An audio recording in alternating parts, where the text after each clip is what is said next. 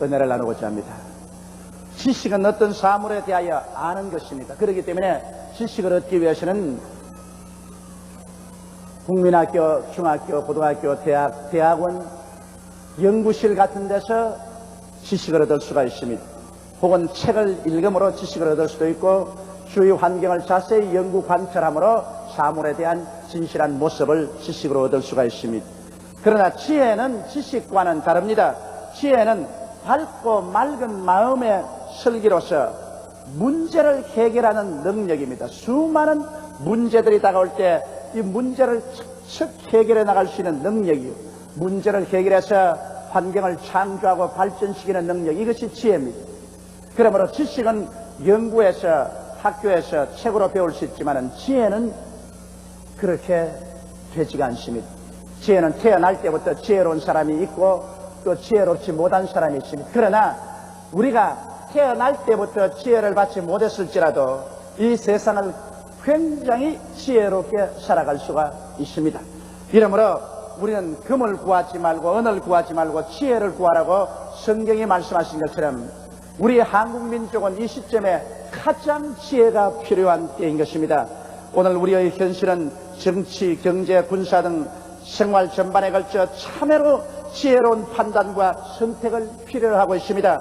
만일 우리가 조금이라도 어리석은 판단과 선택을 통하여 행동한다면 내일의 조국은 암담한 흑암에 떨어지고 말 것입니다. 어떤 외신에는 한국은 지금 일본과 같은 번영하는 국가로 가느냐, 필리핀처럼 암담한 처지로 떨어지냐의 기로에 서 있다고 말을 하고 있습니다. 그러므로 우리 국민 모두는 참으로 지혜를 구해야 할 때가 왔습니다. 이제는 감정으로 무엇을 결정할 때가 아닙니다. 지방색으로 무엇을 결정할 때가 아닙니다.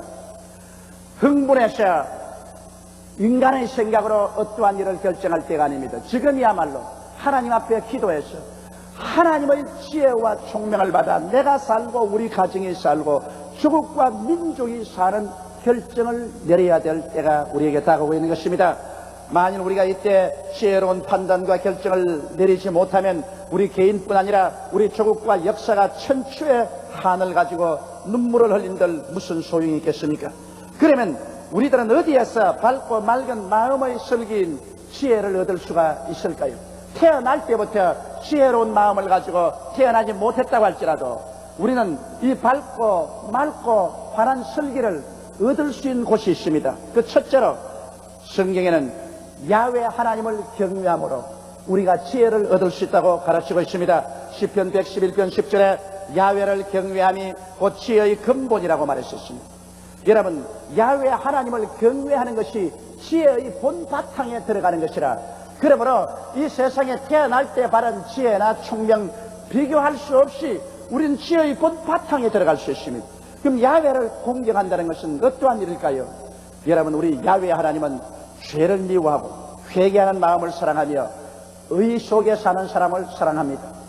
하나님께서는 죄를 미워하십니다. 얼마나 죄를 미워하셨던지 그 아들 예수님을 동정녀 마리아의 몸을 통해서 세상에 보내시고 그 아들이 이 세상에 죄 없이 태어나고 죄 없이 사셨다가 인류의 죄를 대신 짊어지고 십자가에 못 박였을 때 얼마나 무자비하게 심판하셨던지 그 몸이 찢기고 피를 다 쏟고 고통 중에 하나님이여 하나님이여 어찌하여 나를 버리시나이까 통곡하며 부르셔도 눈 하나 깜짝하지 않으셨습니다.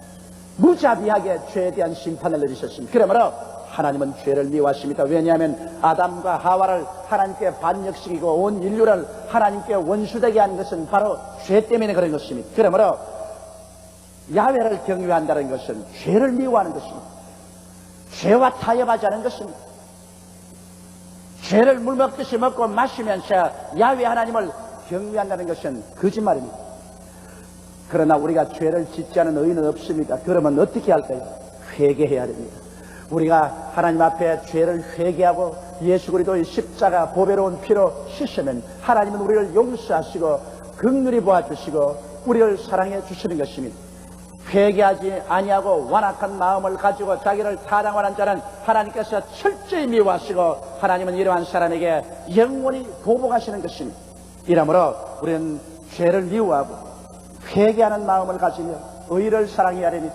의를 사랑하는 것은 하나님의 계명을 즐거워하여 주야로 그 계명을 묵상하고 계명대로 살려고 애를 쓸 때 야훼를 경외하는 것이 되며, 야훼는 이러한 사람에게 지혜를 부어주셔서 진실로 지혜로운 삶을 살도록 도와주시는 것입니다. 또한 여러분, 우리는 하나님의 말씀을 경청하고 실행함으로 지혜를 얻을 수가 있습니다. 이 세상에서 지혜를 갖고 태어나지 못했다 할지라도 야훼의 말씀을 우리가 경청하고 그 말씀을 묵상할 때 굉장한 지혜를 얻습니다. 시편 19편 7절에는 야훼의 율법은 완전하여 영혼을 소성케 하고 야훼의 증거는 확실하여 우둔한 자로 지혜롭게 함이라고 말하셨습니다. 야훼의 율법이란 성경입니다. 창세기부터 계시록까지를 율법이라고 부르기도 하는 것입니다. 야훼의 율법은 이건 틀림없습니다. 여기에는 조그만치도 거짓이 없었습니다. 그러므로 야훼의 율법을 우리가 묵상하고 듣고 읽으면 우리의 영혼이 소성하여 힘을 얻습니다. 영양실조가 된 사람은 육체적으로 기진맥진하지 않습니까? 그러나 영양 있는 음식을 먹으면 육체가 소성하는 것처럼 우리가 하나님의 말씀을 듣고 읽고 묵상하면 우리의 속사람이 살아나서 활달하게 일어납니다. 그리고 이 하나님의 말씀의 증거는 확실하고 틀림이 없어서 아무리 우둔한 사람이라도 이 말씀을 듣고 이 말씀을 배워서 그대로 말하고 그대로 실천하면 아주 지혜롭게 되고 마는 것입니다. 왜냐하면 이 말씀은 바로 야훼 하나님의 지혜인 것입니다. 하나님의 지혜를 우리에게 접붙이면 우리의 지혜가 됩니다. 옛말에 타산지식이란 말이 있습니다. 다른 산에 있는 돌을 갖다가 우리 산에 갖다 놓으면 우리 산의 돌이 되고 마는 것입니다. 야훼 하나님의 지혜를 우리가 가지고 우리에게 접붙이면 우리가 하나님처럼 지혜로워질 수 있는 것입니다. 시편 119편 100절에 내가 주의 증거를 묵상함으로 나의 명철함이 나의 모든 스승보다 승하며 주의 법도를 지킴으로 나의 명철함이 노인보다 승하니이다라고 말한 것입니다. 이것 보십시오. 주의 증거인 하나님 말씀을 묵상함으로 내가 점점 말씀을 통해서 명철해져서 날 가르치는 선생보다도 내가 더 명철하게 됩니다. 주의 법도를 이 생활에 지키니 나의 명철함이 경험을 많이 쌓은 노인보다도 더 지혜롭게 되더라는 것입니다. 그러므로 오늘 여러분, 우리가 주의 말씀을 귀하게 여겨야 되는 것입니다. 이 말씀은 천하의 어떤 인간의 지혜보다 더 집대성한 하나님의 지혜입니다.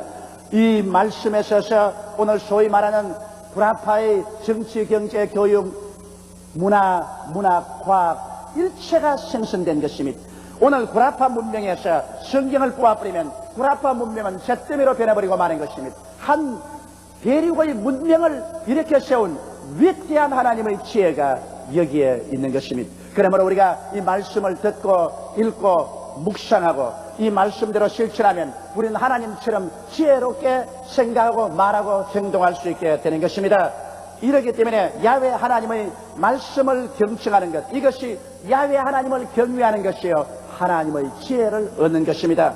그 다음 우리가 탐심을 버림으로 지혜를 얻을 수 있는 것입니다. 탐심은 어리석음의 근본입니다. 사람이 마음에 탐심이 들어오면 눈이 어두워지고 생각이 어두워지고 자기 죽을 길로 걸어 들어가는 것입니다. 아담과 하와를 보십시오. 하나님께서 그렇게 사랑하셔서 흠도 없고 점도 없이 만들어 주었습니다. 상함도 없고 해함도 없는 에덴 동산에 극락의 처소를 만들고 먹기에도 아름답고 보기에도 좋은 실과 나무를 나게 해서 모두 다 소유하게 했지만은 그들 마음속에 탐욕이 들어오자 하나님의 것을 도둑질하려고 했었습니다. 동산 중앙에 있는 선악을 실과는 먹지 마라, 먹는 날엔 죽으리라고 경고했는데도 불구하고 마귀의 꾀임을 받아 탐욕이 들어오니 지혜가 어두워지고 눈이 어두워져서 그만 하나님의 말씀과 경고를 다 짓밟아버리고 선악과를 따먹고 하나님을 반역하고 그들이 처절하게 저주를 받고 그 후손까지 가시와 은극기의 세계 속에 던져버리고 말한 것입니다. 가룟 유다를 보십시오.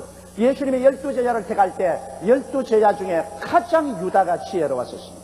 총명했습니다. 그래서 가룟 유다에게는 돈꾀를 맡겼었습니다.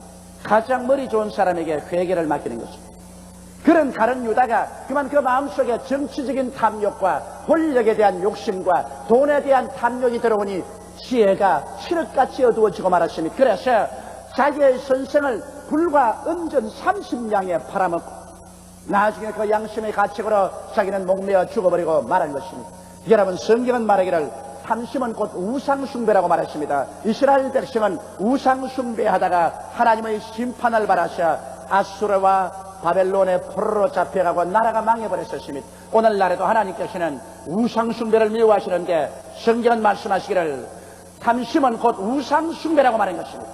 탐심을 가지고 있으면 그런 우상숭배라 하나님께서 이를 결코 사랑하지 않고 용납하지 않습니다. 이러므로 우리가 탐심을 버리는 것이 하나님의 지혜를 얻는 길입니다. 그리고 하나님을 믿고 의지함으로 우리는 지혜를 얻습니다. 잠언서 3장 5절로 10절에 너는 마음을 다하여 야훼를 의뢰하고 내 명철을 의지하지 말라.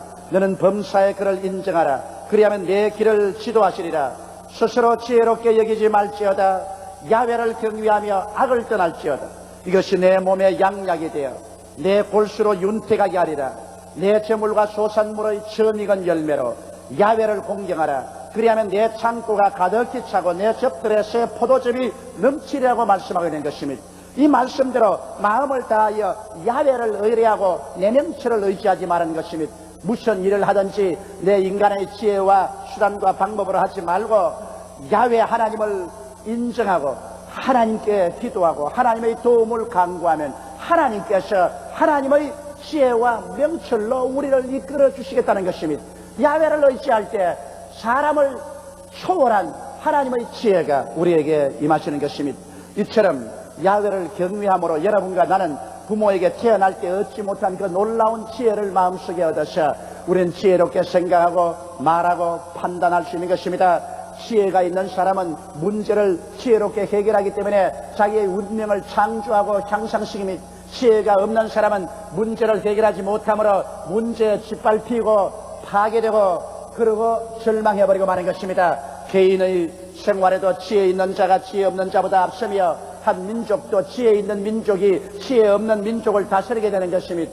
이러므로 우리가 금이나 은보다 지혜를 구하는 것이 얼마나 중요한 것이며 예수를 믿고 야훼 하나님을 공경하는 것이 한 개인과 국가가 진실로 살아갈 수 있는 위대한 길이라는 것을 성경은 밝히 보여주고 있는 것입니다. 왜 하나님께서 나를 믿는 백성은 머리가 되고 꼴이 되지 않고 위에 있고 아래 내려가지 않고 남에게 구워줄지라도 굳지 않겠다고 말씀하시냐면 하나님께서 주를 믿는 백성에게는 지혜를 주시기로 작정했기 때문인 것입니다. 하나님의 지혜를 얻어서 그 지혜대로 우리가 행하는데 어찌하여 이 세상에서 패배자가 될 수가 있다는 말씀인 것입니다. 둘째로 우리는 하나님의 지혜를 간절히 간구함으로 얻을 수가 있습니다. 야고보서 1장 5절과 8절에 너희 중에 누구든지 지혜가 부족하거든 모든 사람에게 후히 주시고 꾸짖지 아니하시는 하나님께 구하라. 그리하면 주시리라. 오직 믿음으로 구하고 조금도 의심하지 말라. 의심하는 자는 마치 바람에 밀려 요동하는 바다 물결 같으니 이런 사람은 무엇이든지 죽게 얻기를 생각지 말라. 두 마음을 품어 모든 일에 정함이 없는 자로다라고 말씀하고 있습니다. 하나님께서는 우리 사람들이 살아가는데 지혜가 얼마나 필요한 것을 아시기 때문에 특정한 사람에게만 지혜를 주겠다고 말씀하지 아니하시고 누구든지 지혜가 부족한 것을 깨닫거든 모든 사람 남녀 노유 빈부 귀천 분별 없이 모든 사람에게 후히 주시고 지혜 없다고 꾸짖지 아니하시는 하나님께 구하라고 말한 것입니다. 우리 오늘날까지 병고침 달라고 기도하고 물질의 축복 달라고 기도하고 가정 문제를 해결해 달라고 기도했지만은 지혜를 달라고 기도한 것은 별로 없습니다. 차라리 우리가 지혜를 달라고 기도해서 지혜를 얻었더라면 그 지혜로서 모든 문제를 해결할 수가 있을 것입니다. 이러므로 무엇보다도 여러분께서는 지혜를 하나님께 간절히 구하십시오. 지혜를 여러분 가슴 속에 품으면 그 지혜가 여러분과 나로 하여금 부귀와 영화와 승리의 길로 이끌어주는 것입니다. 우리가 하나님께 지혜를 구할 때 조금도 의심하지 말라고 했습니다. 그것은 왜냐하면 하나님께서 이처럼 우리에게 지혜를 주시기를 원하고 있기 때문에 지혜를 구할 때 의심하는 사람 하나님께서 그 사람하고는 상대 안 하겠다는 것입니다. 이처럼 하나님의 간절한 소원과 하나님의 결정을 알고도 의심을 한다면 하나님이 어떻게 그런 사람하고 동행하였냐는 것입니다. 이러므로 단호하게 의심 없이 지혜를 달라고 기도하면 하나님이 지혜를 주셔서 우리가 처한 여러 가지 입장에서 올바른 판단을 내려서 나중에 후회하지 않게 만들어주겠다는 것입니다. 여러분 열왕기상 3장 4절로 15절에 보면 솔로몬에 관한 이야기가 있습니다. 솔로몬이 어린 나이에 그 아버님 다윗의 보위를 이어서 임금이 되었는데 그가 기브온 산당에 가서 1000번제를 드렸었으니 양을 1000마리 잡아서 하나님께 제사를 드리고 그날 저녁 자는데 꿈에 하나님께서 나타나셨습니다. 그래서 솔로몬아, 내가 네게 무엇 해주기를 원하느냐? 그때 솔로몬이 하나님께 구했습니다. 종에게 지혜로운 마음을 주사 주의 백성을 재판하여 선악을 분별하게 하소서. 솔로몬은 흔하게 구할 것이 많은데 하나님께 구한 것이 지혜를 주셔서 주의 백성들의 송사를 올바르게 분별하게 해달라고 기도했습니다. 이것이 하나님 마음을 크게 기쁘게 하셨습니다. 열왕기상 3장 10절로 13절에 보면 솔로몬이 이것을 구하며 그 말씀이 주의 마음에 맞은지라 이에 하나님이 저에게 이르시되 내가 이것을 구하도다.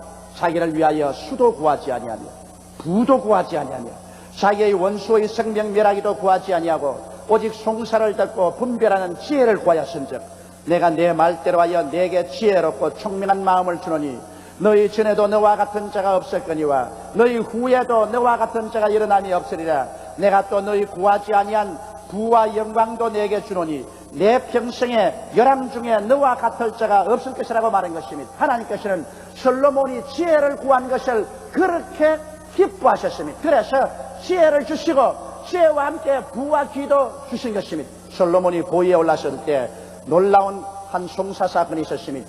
두 창녀가 한 방에 살고 있었는데 한 여인은 어린애기를 낳고 난 다음 3일 후에 다른 여인이 어린애기를 낳았습니다. 둘이 가다 어린애기를 품에 품고 자는데 한 여인이 밤에 몸부림을 심히 쳐서 어린애기를 눌러서 죽여버리고 말았습니다. 깨어보니 자기 애기가 죽은지라 빨리 그 애기를 자기 동료의 품에 안겨놓고 동료의 품에 있는 애기를 자기가 옮겼었습니다. 그 동료가 자다가 깨어나서 애기에게 젖주려고 애기를 보니 애기가 죽어있거든. 그래 아침에 자세히 살펴보니 자기 애기가 아니라 그래서 살아있는 것이 내 애기니 내 애기 내놓으라니까 다른 여인은 천만에 죽은 것이 내 애기고 이건 내 애기라고 했습니다. 그래서 애기 하나를 가지고 엄마 둘이가 서로 자기 것이라고 해서 임금님에게 송사를 하러 나왔었습니다.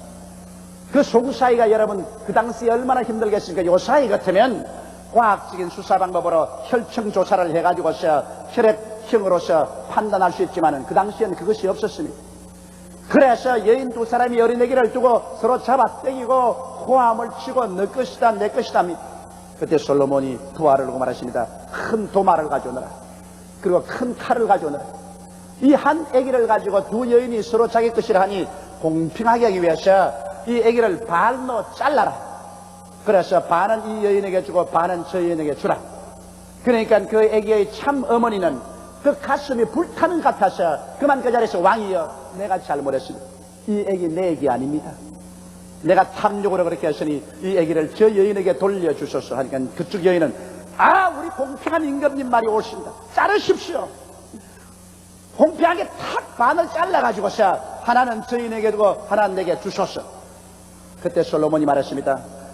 자기 애기가 아니라고 울면서 이 애기의 생명을 살려서 저 여인에게 주라는 이 부인이 참 애기입니다. 애기를 그에게 돌려주라고 했습니다. 이와 같이 솔로몬이 모든 메사에 지혜롭게 송사를 판단하며 백성들이 솔로몬을 존경하고 두려워했었습니다. 그래서 나라가 태평했던 것입니다.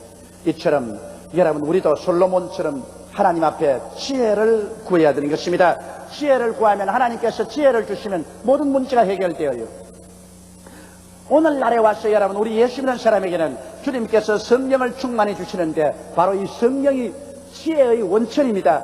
신명기 34장 9절에 보면 모세가 눈의 아들 여호수아에게 안수하였으므로 그에게 지혜의 신이 충만하니 이스라엘 자신이 여호와께서 모세에게 명하신 대로 여호수아의 멸을 순종하더라.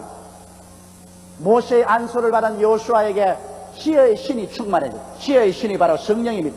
자기는 원래부터 지혜는 없었으나 지혜의 신이 충만하며 지혜가 있어서 이스라엘 300만을 이끌어 젖과 꿀이어는 가나안 땅에 와서 안주하도록 하는데 부족함이 없이 머리가 휙휙 돌아가셨습니다.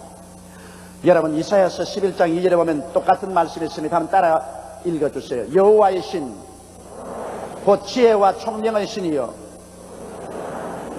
모략과 재능의 신이요 지식과 여호와를 경외하는 신이 그 위에 강림하시리니 보십시오. 여러분과 내가 예수 믿고 받는 성령이 바로 지혜와 총명의 신이요 모략과 재능의 신이라고 말하셨습니다. 이러니 성령이 충만해서 우리 기도하면서 하나님께 살면은 성령께서 지혜와 총명과 모략과 재능을 주심으로 어느 누구도 감당할 수 없게 되는 것입니다.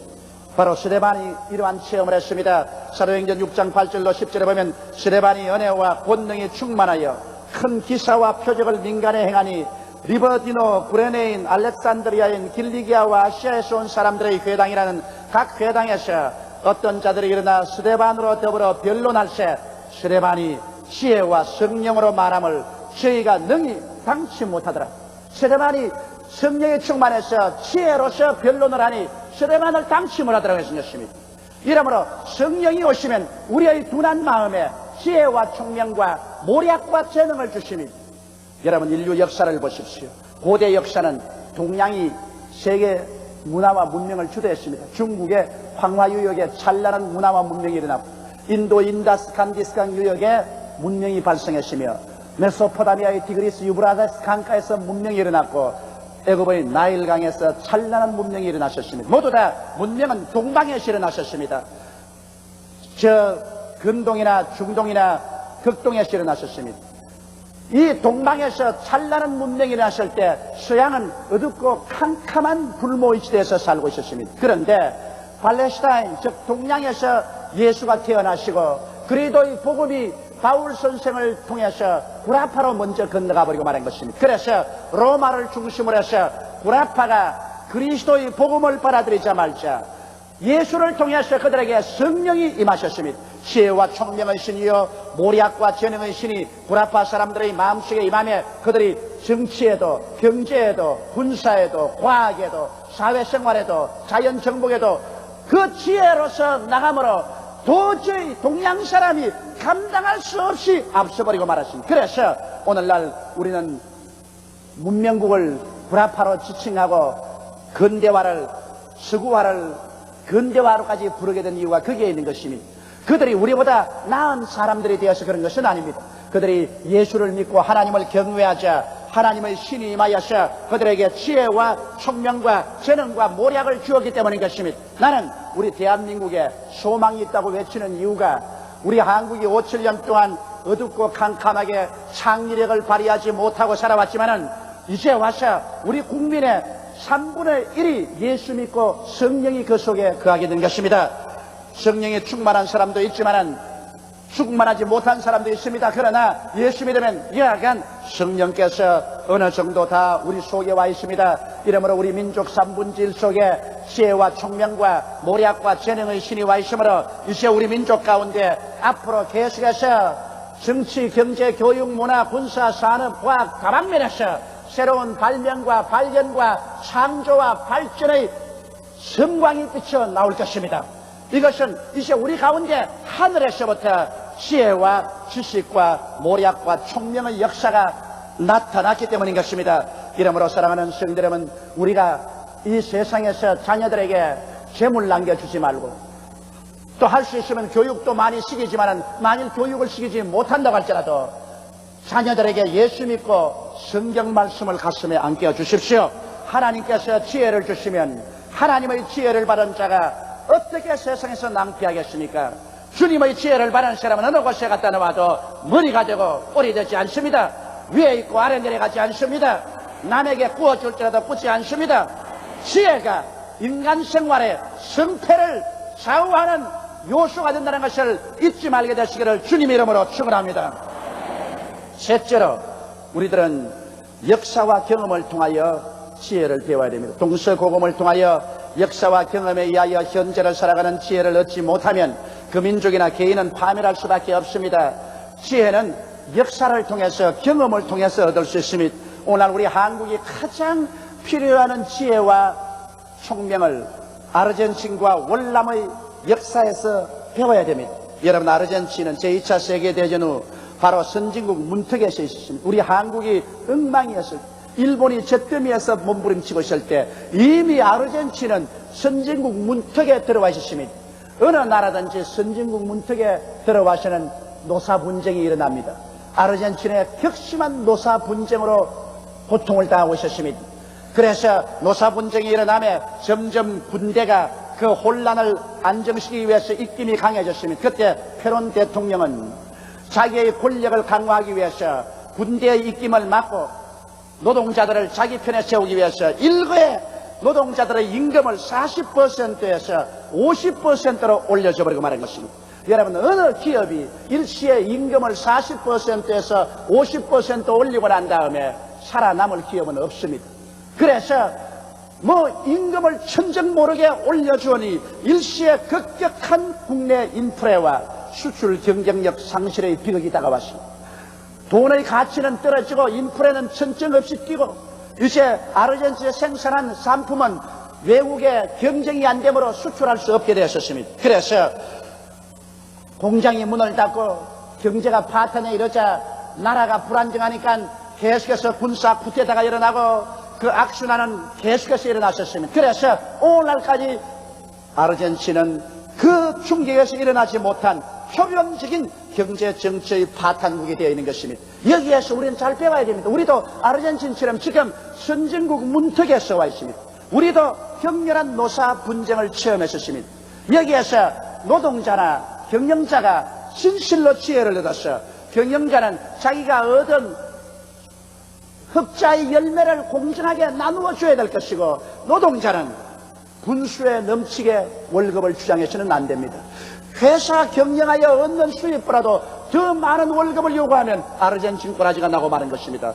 수입이 없는데 어떻게 지출만 하고 그것이 남아 견딜 수가 있습니까? 그러므로 노사 분쟁을 하되 그들은 그 회사나 그 공장의 경영 수지를 따져서 거기에 조금도 파탄을 가져오지 아니할 한계 속에서 수입을 나누는 이와 같은 지혜가 필요한 것입니다. 이것을 배우지 못하면 우리 한국도 선진국 문턱에 서서 아르헨티나와 같이 다시 재기불능의 후진국으로 떨어져 버리고 말 위험이 있는 것입니다. 또한 우리가 월남에서 배워야 할 것이 있습니다. 월남은 월명이나 베토공보다 군대수나 탱크나 야포나 비행기나 군수물자에서 월등했습니다. 그럼에도 불구하고 그들이 왜 괴멸되었습니까? 그것은 정치적인 불안입니다. 계속적으로 쿠데타가 일어나고 또 쿠데타가 일어나고 정치가 불안하고 그리고 지도자들 가운데 부패가 만연했습니다. 그 결과로 학생들이 계속해서 학교에서 뛰쳐나와서 데모했지요. 불교 성녀들이 데모하고 카톨릭 신부가 날이 새고 밤이 지면 밤이 진단에 늘 데모를 했었습니다. 그 결과로 반정부 데모로서 온 월남은 혼돈을 거듭했었습니다. 그러다가 공산당 지하 조직의 확산과 부정적인 면만 강조한 유언비어가 유포했습니다. 공산주의자들은 절대로 밝은 면은 말 안 합니다. 언제나 잘못된 부정 파괴적인 것만 들어서 말을 함으로 말미암아 전 국민에게 정부를 불신하게 만들고 그리고 국민과 국민 사이에 불신하게 만들고 미워하게 만드는 것이 공산당의 하는 일인 것입니다. 공산당은 웃으면서 무서운 발톱을 내어서 모든 면을 부정적으로만 말해서 불신이 팽배하게 만들어서 자체 스스로 괴멸되게 만드는 것입니다. 이와 같은 상태에서 국민적인 사회가 땅에 떨어지며 월남은 싸우지도 아니하고 일시에 국가가 붕괴되고 괴멸되어버리고 말았습니다. 나라가 잃어버리고 공산당이 월남을 정리하고 월남 사람들이 너무 행복해서 요사이 양양하고 잘 사나요? 월남의 경제는 파탄에 지금 이르고 수많은 사람이 먹고 살지 못해서 살겠다고 어선을 타고 뛰어나왔다가 남진의 상업압이 되고 그래서 겨우 살아남은 사람은 상선에 구출되어 한국 부산 수용소에도 있고 일본에도 수용소에 있고 혹은 미국과 캐나다 오스트라리아도 건너가서 가는 곳마다 천대와 멸시와 박대를 받고 살아가고 있는 것입니다. 이러므로 우리는 월남의 경우를 잘 기억하고 여기에서 지혜를 얻어야 되는 것입니다.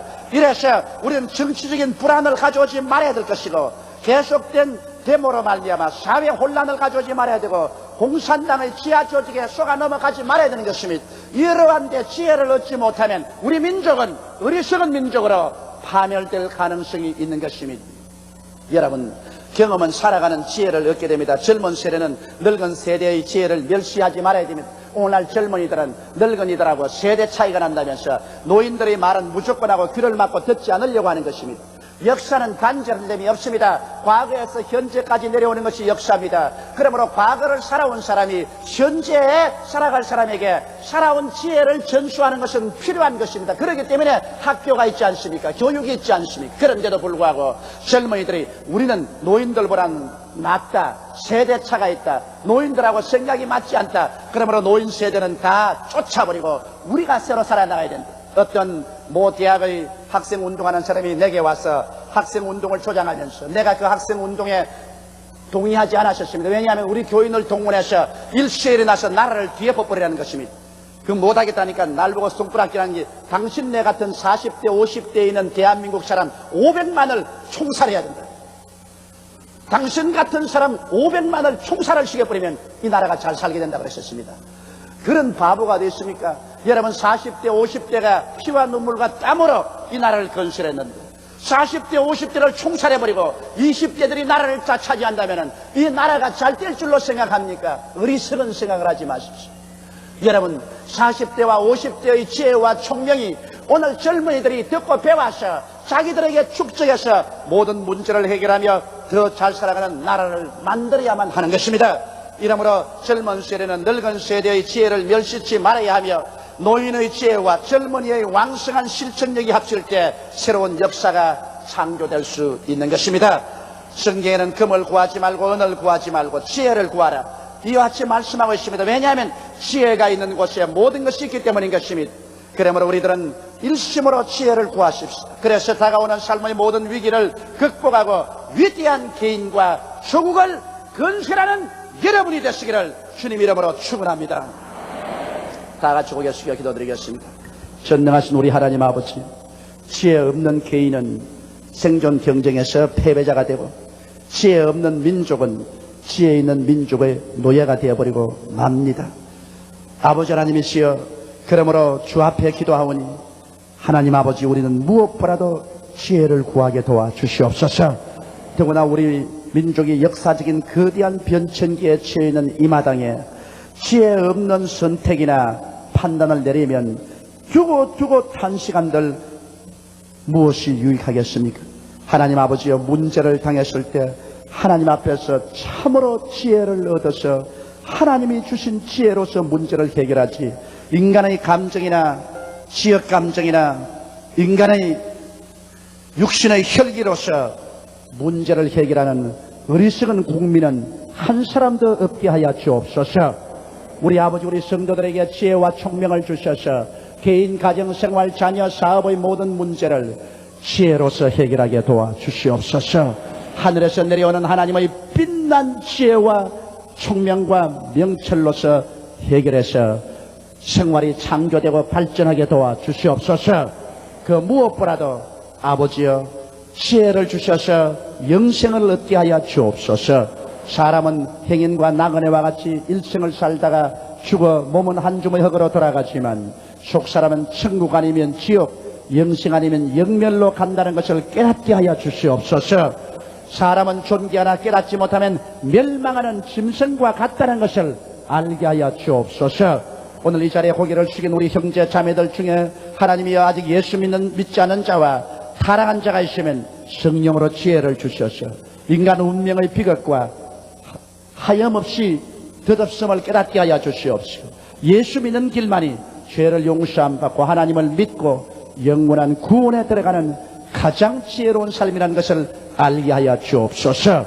우리 주 예수님 이름으로 기도드리옵나이다. 아멘.